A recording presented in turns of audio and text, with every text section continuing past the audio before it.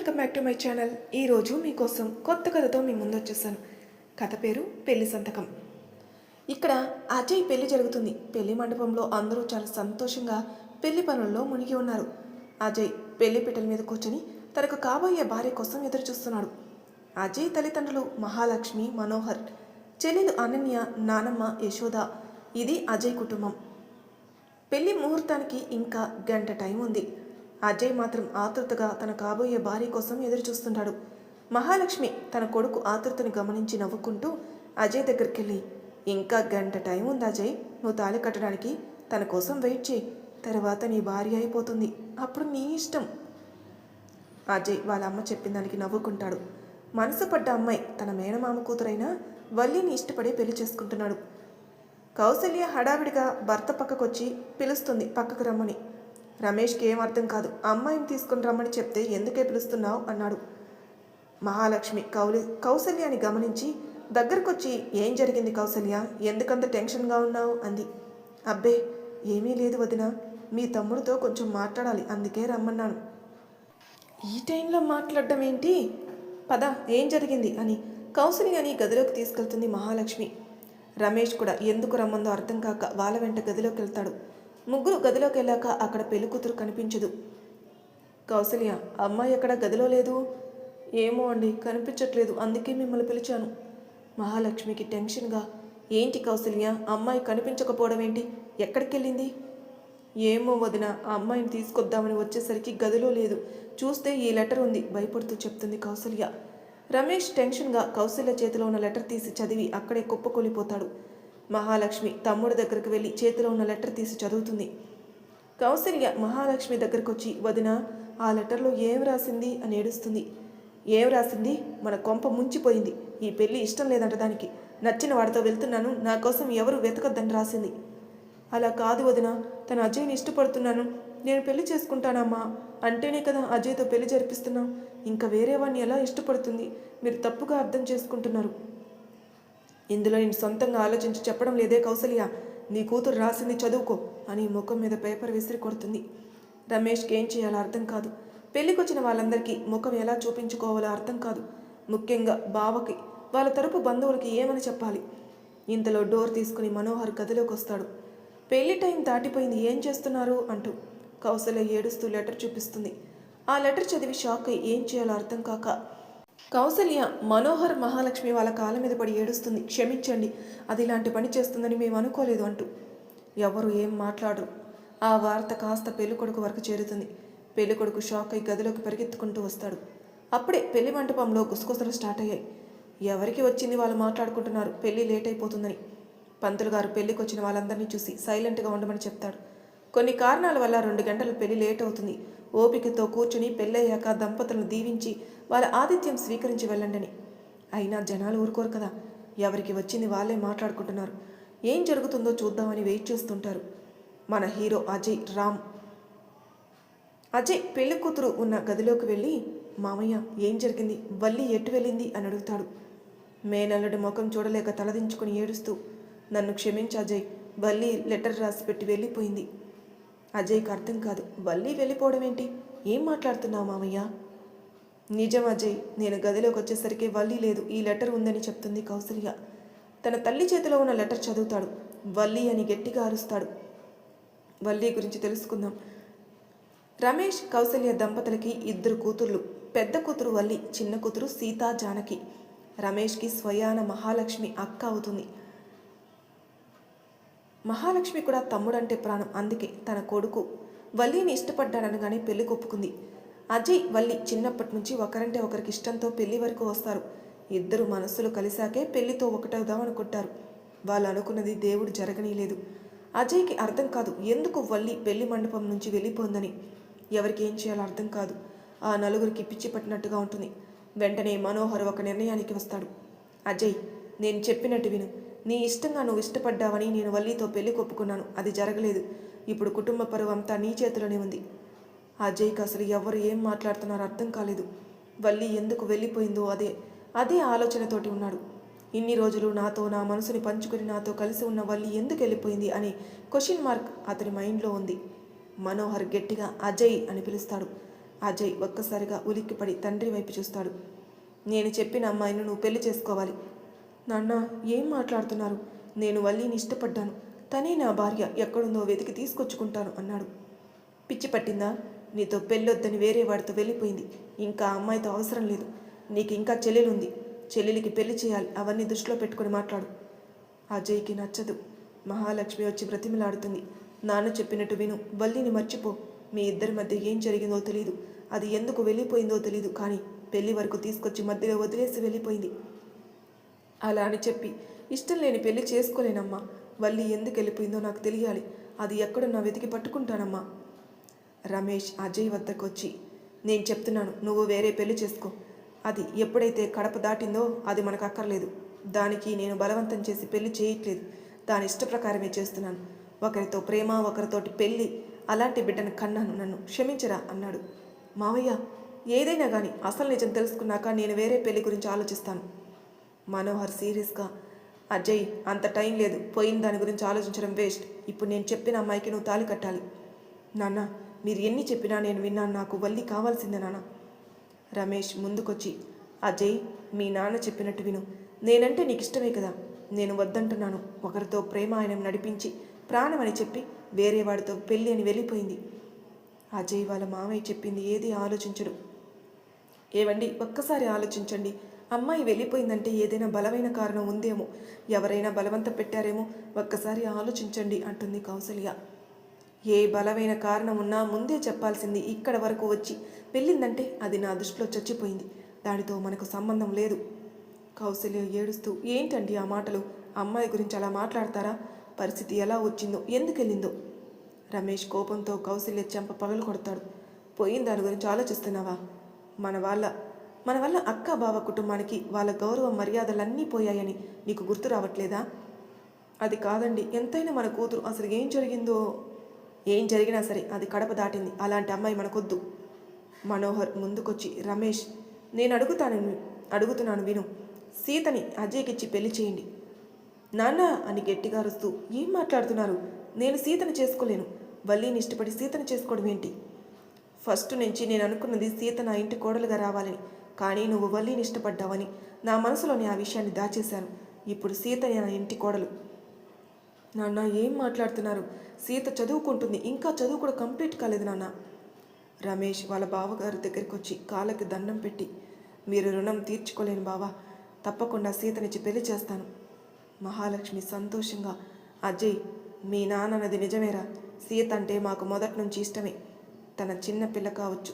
నా మనసులో కోరిక కూడా అదే. అమ్మా, మీ కోరిక అదే కావచ్చు, కానీ నేను సీతని చేసుకోలేను. నా మనసు నిండా వల్లీనే ఉంది. నీ ఇష్ట ప్రకారమే మేము ఒప్పుకున్నాం కదా. కానీ వల్లి అలా చేసిపోయిందిరా. ఇప్పుడైనా వేరే వాళ్ళని చేసుకునేది, అదేదో సీతని చేసుకో. అమ్మా, నా వల్ల కాదు, నేను చేసుకోలేను. నేను అసలు పెళ్ళి చేసుకోను. నా కూతురు గురించి ఆలోచించడం అవసరం లేదు. నేను చెప్తున్నాను వినాజయ్. మామయ్య, మీరు అలా మాట్లాడకండి. తను నన్ను వద్దని ఎలా వెళ్ళిపోయిందో నాకు రీజన్ కావాలి. తెలిసి ఏం చేస్తావా అజయ్? తనను మళ్ళీ పెళ్లి చేసుకుంటావా? లేదు, కానీ నన్ను ప్రేమించినట్టు నటించి ఎందుకు మోసం చేసిందో తెలుసుకోవాలి కదా. తను అప్పుడు ఏదో రీజన్ చెప్తుంది. అప్పుడు నీ మనసు కరగచ్చు. అవసరమా? మనకంటే డబ్బున్నోని చేసుకుందేమో. ఏమో అమ్మా అని గట్టిగా అరుస్తాడు. వల్లి అలాంటిది కాదు అంటాడు. మరి ఏ రీజన్తో వెళ్ళిపోయిందని మనోహర్ కోపంగా అరుస్తూ, ఇంకా వల్లి గురించి టాపిక్ ఆపేయండి. ఇప్పటికే ముహూర్తం టైం అయింది. అందరూ ఎదురు చూస్తున్నారు. నువ్వు ఇప్పుడు పెళ్లి చేసుకోకపోతే నాకు కొడుకు లేడని అనుకుంటాను. ఒక్కతే కూతురు అనుకుంటాను. మహాలక్ష్మి కోపంగా, ఏం మాటలు మాట్లాడుతున్నారండి అని అజయ్ని చేయి పట్టి మండపంలోకి తీసుకెళ్లి పెళ్లిపీటల మీద కూర్చోబెడుతుంది. సీత అక్కడ ఫ్రెండ్స్తో హ్యాపీగా నవ్వుకుంటూ మాట్లాడుకుంటుంది. మండపంలో ఏం జరుగుతుందో కూడా ఆలోచించడం లేదు. అక్క పెళ్ళి అవుతుందన్న సంతోషంలో మాత్రమే ఉంది. సీతతో ఫ్రెండ్ అంటుంది, పెళ్లి ముహూర్తం దాటిపోయినా మీ అక్క ఇంకా రావట్లేదే. ఏదో జరుగుతుంది, ఒకసారి వెళ్ళి కనుక్కోరాపో అని. అవును కదా, నేను ఆలోచించడం లేదే. అక్క ఉన్నాం. గదిలోకి వెళ్తుంది సీత. అక్కడ అమ్మా నాన్నను చూసి ఏం జరిగింది అంటుంది. మహాలక్ష్మి సీత దగ్గరకు వచ్చి, సీత ఏదడిగినా చేస్తావా అంటుంది. అయ్యో అత్తయ్య, అడగండి. సీత, నువ్వు బావని పెళ్లి చేసుకోవాలి. సీత షాక్ అయిపోయింది. అత్తయ్య ఏం మాట్లాడుతున్నారు? అక్కతో పెళ్లి పెట్టుకుని నన్ను పెళ్లి చేసుకోమంటున్నారు? అసలు ఏమైంది ఇక్కడ? అందరూ ఎందుకు ఇలా ఉన్నారు అని చుట్టూ చూస్తుంది. తల్లి ఒకవైపు ఏడుస్తూ కూర్చుంటుంది. తండ్రిలో చలనం లేనట్టే ఉన్నాడు. సీత వాళ్ళ నాన్న దగ్గరికి వెళ్ళి, నాన్న నాన్న అని పిలుస్తుంది. ఏమైందని? మహాలక్ష్మి సీత దగ్గరకు వచ్చి తన్ని దగ్గరికి తీసుకుని, సీత, వల్లి ఇంట్లో నుంచి వెళ్ళిపోయింది. ఏంటత్త మీరు మాట్లాడేది? అక్క వెళ్ళిపోవడం ఏంటి? అలా ఎలా వెళ్తుంది? ఎటు వెళ్ళింది? పెళ్లి పెట్టుకుని ఎవరితో వెళ్ళింది అని అమాయకంగా అడుగుతుంది. లేదు సీత, తనకు నచ్చిన వాడితో వెళ్ళిందని చెప్పి లెటర్ ఇస్తుంది. బావ నచ్చాడని బావని చేసుకుంటాడని పెళ్లి వరకు వచ్చి మళ్ళీ ఎవరినో నచ్చడం ఏంటి అని చెప్పి లెటర్ చదువుతుంది. అందులో తన అక్క రాసింది చదివి షాక్ అవుతుంది. మహాలక్ష్మి సీతని కదిలించి, చదివా కదా, ఇప్పుడు చెప్పు, భావన చేసుకో. అత్తయ్య, నేను ఇంకా బీటెక్కే చదువుతున్నాను, ఇంకా చదువుకోవాలి, నాకు కొన్ని గోల్స్ ఉన్నాయి, అవన్నీ పెళ్ళయ్యాక తీర్చుకుందాం. అజయ్ని చేసుకో. ఈ 2 కుటుంబాల కుటుంబ గౌరవాన్ని నువ్వే కాపాడాలి. సీత తల్లి ముఖమే చూస్తుంది. కౌసల్య కన్నీటితో వద్దని చెప్తుంది. సీతకి ఏం అర్థం కాదు. తండ్రిని చూస్తుంది, తల్లిని చూస్తుంది. ఏం నిర్ణయించుకోవాలో అర్థం కాలేదు. ఇంతలో మనోహర్ గారి తల్లి యశోద కోపంగా వచ్చి, ఏమైంది, ఏం జరిగింది అన్నారు. మహాలక్ష్మికి భయం వేసి అత్తయ్యని పక్కకు తీసుకెళ్లి జరిగిన విషయం అంతా చెప్తుంది. నేను అప్పుడే అనుకున్నానే, ఆ తిప్పులాడి మన కుటుంబానికి సరిపడదని. మీ తమ్ముడు కూతురు ఎలా దిగజారింది, మన కుటుంబ పరువు గౌరవం వీధిలో పెట్టింది. ఇప్పుడు నా మనవడి పరిస్థితి ఏంటి? మీరు కొంచెం మెల్లగా మాట్లాడండి అత్తయ్య, నేను చెప్పేది జాగ్రత్తగా వినండి. ఈ పెళ్లి జరుగుతుంది. ఎవరితో, ఎలా, ఎవరు చేసుకుంటారే? అమ్మాయి గురించి తెలుసుకోకుండా మీ తమ్ముడు కూతురే ఇలా చేస్తుంది. ఇంకా బయట అమ్మాయిలు ఎలా ఉన్నారు? వాడు నచ్చాడని చెప్పి ఇంతవరకు వచ్చాం. అదేం లేదత్తయ్య, మీరు కొంచెం నెమ్మదిగా ఉండండి, టెన్షన్ పడకండి. సీతని ఇచ్చి పెళ్లి చేద్దాం. అక్క అలా చేశాక సీత అలా చేయదని గ్యారంటీ ఏంటే? ఇద్దరు అక్క చెల్లెలు ఒకటే కదా. ఆ మాటలకి రమేష్కి కోపం బాధతో వచ్చి, అత్తయ్య అలా మాట్లాడకండి. ఒక బిడ్డ తప్పు చేసిందని ఇంకొక బిడ్డను నిందించదు. ఒక తల్లి కడుపున పుట్టినంత మాత్రాన అందరూ ఒకలా ఉండరత్తయ్య. నా పెద్ద కూతురు చేసిన దానికి నన్ను క్షమించండి అని వాళ్ళ అత్తయ్య కాళ్ళ మీద పడతాడు. మహాలక్ష్మి వాళ్ళ తమ్ముడు అలా కాళ్ళ మీద పడగానే బాధపడుతుంది. ఏడుస్తూ, రమేష్ లేరా, ఒకరు చేసిన తప్పుకి నువ్వెందుకురా బాధపడతావు? సీతతో పెళ్లి చేయరా. అందరూ సీత వైపే చూస్తారు. తన నిర్ణయం ఏంటని తనకేం చెప్పాలో అర్థం కాదు. భావన చూస్తే భయం. అలాంటిది నేను అతన్ని పెళ్లి చేసుకోవాలా? అక్క ఇలా ఎందుకు చేసిందో అర్థం కావట్లేదని తన మనసులో తనే మాట్లాడుకుంటుంది. మనోహర్ సీత దగ్గరకు వచ్చి, చెప్పమ్మా, నీ నిర్ణయం ఏంటో. వాడు ఎలాగో జాబ్ చేస్తున్నాడు, నిన్ను నేను చదివిస్తాను. అయ్యో అలా కాదు మావయ్య, నాకేం చేయాలో అర్థం కావట్లేదు. తన తండ్రి వైపే చూస్తుంది. తండ్రి తలదించుకొని నిలబడతాడు. తల్లి వైపు చూస్తే వద్దన్నట్టుగా వారిస్తుంది. తల్లి ఎందుకు వద్దంటుందో అర్థం కాలేదు. రమేష్ కౌసల్యాని పక్క రూంలోకి తీసుకెళ్లి చెంపదెబ్బలు వేస్తాడు. బుద్ధుందా, ఎందుకు వద్దంటున్నావని. వల్లి ఉండాల్సిన ప్లేస్లో సీత ఎలా ఉంటుంది? వల్లి తిరిగి వస్తే ఏమని సమాధానం చెప్పాలి? రమేష్కి ఇంకా కోపం పీక్స్లోకి వెళ్ళిపోతుంది. కౌసల్యాని లాగిపెట్టి మళ్ళీ కొడతాడు. వల్లి వస్తే అజయ్ చేసుకుంటారని అనుకుంటున్నావా? వాళ్ళకు పరువు మర్యాద లేవా? ఏవండి, ఎంతైనా తను మన అమ్మాయి అండి. ఏ పరిస్థితుల్లో అలా చేసిందో ఆలోచించి నిర్ణయం తీసుకోండి. సీతని ఎందుకు బలి చేయడం? సీత బలి కాదు, చాలా సంతోషంగా ఉంటుంది. మా అక్క ఇంట్లో అజయ్ కూడా కొద్దిగా మారి సీతని భారీగా ఒప్పుకుంటాడు. తొందరపడకండి. ఈ పెళ్లి కోసం సీతని బలి చేయొద్దు. వల్లి వచ్చాక ఏమని సమాధానం చెప్తాం? మళ్ళీ అదే మాట. ఇంకొకసారి వల్లి గురించి పేరెత్తితే మర్యాదగా ఉండదు అని సీతని వాళ్ళ అక్క చేతిలో పెట్టి సీతని రెడీ చేయమని చెప్తాడు. మహాలక్ష్మి సీతని తీసుకెళ్లి పెళ్లి కూతురుగా రెడీ చేసి అజయ్ పక్కన కూర్చోబెడుతుంది. సీత భయపడుతూనే తల వంచుకుని కూర్చుంటుంది. అజయ్కి అస్సలు నచ్చడం లేదు. చాలా చిరాగ్గా ఉంది. అక్కడి నుంచి పారిపోవాలంత కోపంలో ఉన్నాడు. కానీ ఏమీ చేయలేని పరిస్థితి. సీత మాత్రం తల వంచుకుని కూర్చుని ఉంటుంది.